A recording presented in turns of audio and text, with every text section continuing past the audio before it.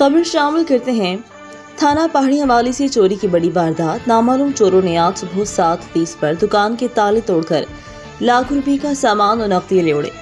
गुजरात के रिहायशी राशिद भट्ट व मोहम्मद अकरम भट्ट ने स्मार्ट जूनियर पानी जहरा के नाम से पहाड़ियां वाली गुजरात रोड पर बड़ी शॉप बना रखी थी कि आज सुबह तकरीबन 7:30 बजे नामालूम चोरों ने शटर के ताले तोड़कर लाखों का सामान और नकदी ले गए।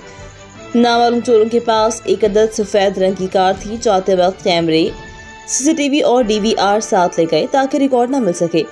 ये चोरी तकरीबन 6 से 10 मिनट के अंदर हुई। नामालूम चोरों ने बड़ी महारत से चोरी की। ये कैसे किसी मुखबर का काम हो सकता है कि दुकान के अंदर नकदी और कैमरे और डीवीआर किस जगह पड़ा है। दुकान मालिक का बयान, नामालूम चोर लाखों का नुकसान कर गए। ये बड़ी शॉप बट प्लाजा के अंदर है जो थाना पहाड़ियां वाली के चंद कदम पर वाक़ है। थाना पहाड़ियां वाले दरख्वास्तदार, पुलिस मसरूफ़ तफ्तीश।